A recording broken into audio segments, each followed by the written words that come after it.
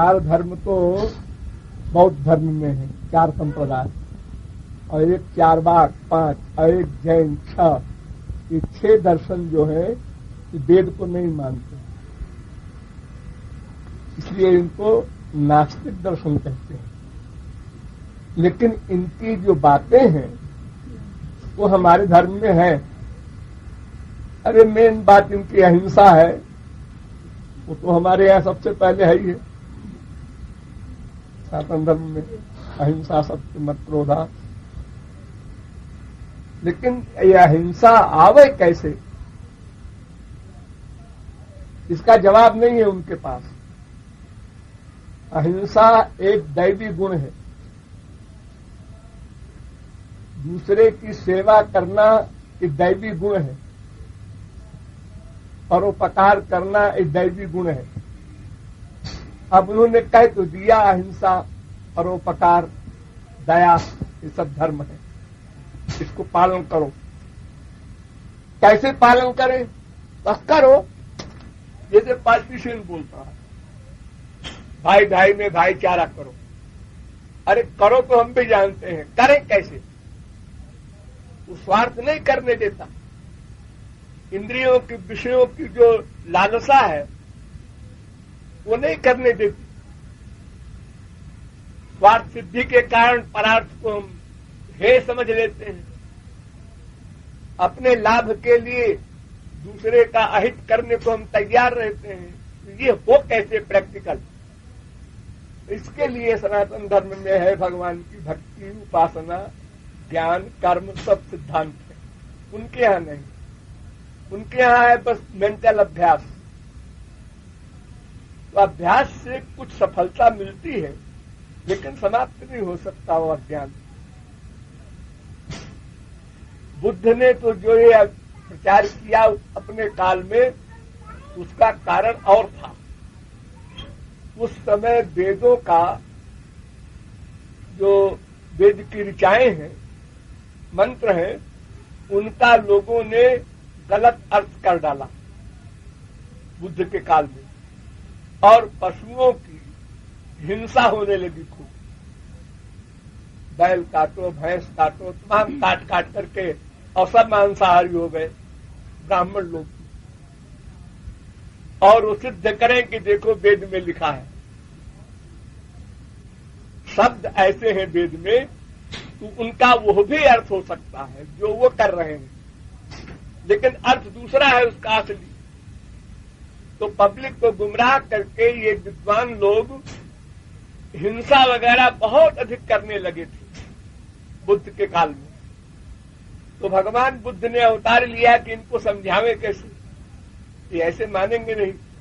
उन्होंने पहला वाक्य कहा कि वेद को मत मानो, वेद और कुछ नहीं होता। ये सब बहकाते हैं सनातन धर्म वाले। हम जो कहते हैं वो मानो। तो क्योंकि राजकुमार थे, इसलिए राजा लोगों के यहां गए। जब राजा लोग अनुयायी हो गए तो पब्लिक, तो उस जमाने में राजा जो कहे वही पब्लिक करे, तो पब्लिक भी अनुकूल हो गई उसी। तो बौद्ध धर्म का प्रचार हो गया खूब सारा, तो हिंसा बंद हो गई। मां हिंस्यात् सर्वभूतानि, वेद कहता है किसी भी जीव की हिंसा न करो। तो इस बात को उन्होंने वेद से न कह करके ऐसे ही कहा, हम कह रहे हैं मानो, और अपनी शक्ति का प्रदर्शन भी किया, लोगों को विश्वास हुआ। तो असुर विमोहन, तामस लोगों को मोहित करने के लिए बौद्ध धर्म चला है। और भगवान का उसमें क्या, आत्मा तक को तो मानते नहीं, भगवान को क्या मानेंगे? सर्वशून्यवाद है उनका। सर्वशून्यवाद को भी मानने वाला है शून्यवादी। वो वादी कौन है? जो आत्मा ही नहीं मानते हो तो वादी कौन है? वो कहते हैं विज्ञान, ज्ञान की जो लिंक है, एक ज्ञान आया, फिर दूसरा आया, फिर तीसरा आया, फिर चौथा आया, वो जो लिंक बन गई उसकी जंजीर, चेन, वही आत्मा है। तो क्यों जी उनसे अब हम लोग सनातन धर्मी लोग काटते हैं उसको? ये बताओ कि जब एक ज्ञान आया और चला गया, दूसरा आया वो चला गया, तीसरा आया वो चला गया, तो चौथे ज्ञान ने स्मरण कैसे किया पहले ज्ञान का? हम स्मरण करते हैं ना पहले का। हाँ, 4 बजे हम यहाँ थे और ये सोच रहे थे, ये बात कर रहे थे, ऐसा हो रहा था, तो पूर्व का स्मरण होता है हमको। तो अगर आत्मा नहीं है और ज्ञान परिवर्तनशील है, उसको स्कंध ज्ञान संतान कहते हैं वो लोग उनकी भाषा में। यानी वो एक चेन है ज्ञान की, बुद्धि की। जैसे हमारी बुद्धि परिवर्तनशील है, ज्ञान परिवर्तनशील है, ऐसे आत्मा भी है। लेकिन वो सिद्धांत कर जाता है कि फिर हमको पूर्व का स्मरण कैसे होता है? ज्ञान तो बदल गया। हमको तो कल का भी स्मरण है, परसों का भी है।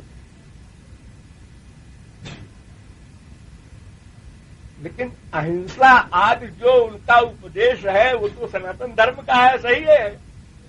लेकिन जब वेद नहीं मानो, भगवान को नहीं मानो, उपासना नहीं मानो भगवान की, तो एक पावर आएगी कहां से कि तुम अहिंसा और व्रत का पालन कर लोगे? तो स्पिरिचुअल पावर कहां से मिलेगी? स्पिरिचुअल पावर के लिए जिस मजहब में भी भगवान की बात नहीं है, उसमें खाली विल पावर का विषय होता है। विल पावर, मानसिक चिंतन। अगर हम बराबर अच्छा चिंतन करें तो विल पावर हमारी बढ़ जाती है। ये विज्ञान साइंस से भी सिद्ध है।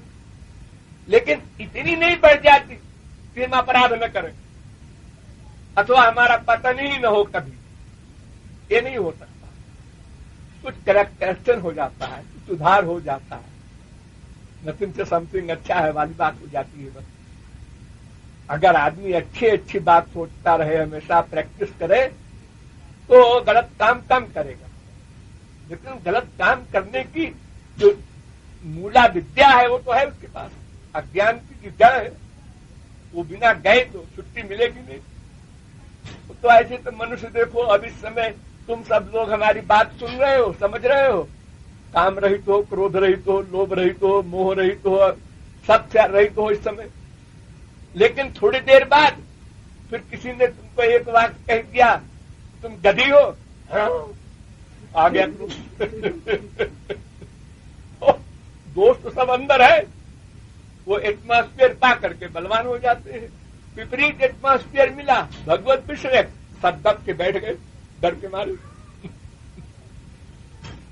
तो जैसे पॉलिटिशियन बोलता है, सत्य अहिंसा जितनी बातें बोलता है, कानून जिसे कहते हैं, वही सब धर्म बोलते हैं। लेकिन उसका पालन प्रैक्टिकल कैसे हो, मनुष्य में ये पावर कहां से आवे कि हमारे पास 4 रोटी है, एक भूखा आया है, लो भैया तुम खा लो, हम कल खा लेंगे।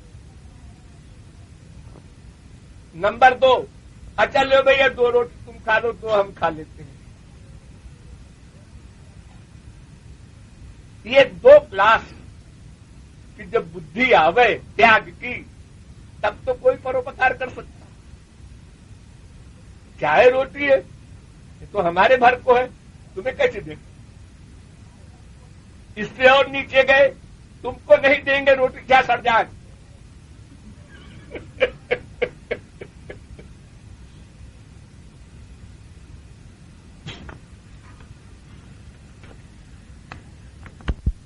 बहुत लंबा चौड़ा शास्त्रार्थ है इसका। बौद्ध धर्म खंडन, जैन धर्म खंडन। जैन धर्म ने ही बौद्ध का खंडन कर दिया, सनातन धर्म तक बातें नहीं आई। जैन धर्म ने ही खंडन कर दिया बौद्ध धर्म का कि तुम्हारी तो आत्मा परिवर्तनशील है, वो नित्य ही नहीं।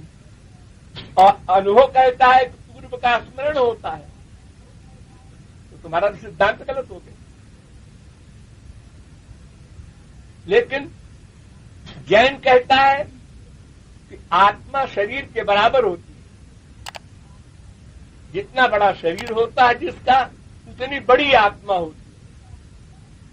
तो हम लोग खंडन करते हैं इसका। कि अगर ऐसा होता है तो हाथी की आत्मा चींटी में कैसे समाएगी? तुम आत्मा का परिमाण मानते हो अगर, तो एक बड़े शरीर वाली आत्मा मरने के बाद जब चींटी बनती है तो उसमें समाएगी कैसे? तो आत्मा का चेतना धर्म शरीर में प्रकाशित होता है, प्रकट होता है। आत्मा बड़ा नहीं है, आत्मा तो अणु से अणु है। जैसे सूर्य है, उसका प्रकाश संसार में फैलता है। एक दीपक है, उसका प्रकाश संसार में बहुत दूर तक फैलता है। वो सब जगह दीपक नहीं है, दीपक तो एक जगह है, एक बल्ब जल रहा है, लेकिन उस बल्ब से पूरे बरामदे में लाइट हो रही है। तो बरामदे के बराबर बल्ब नहीं है।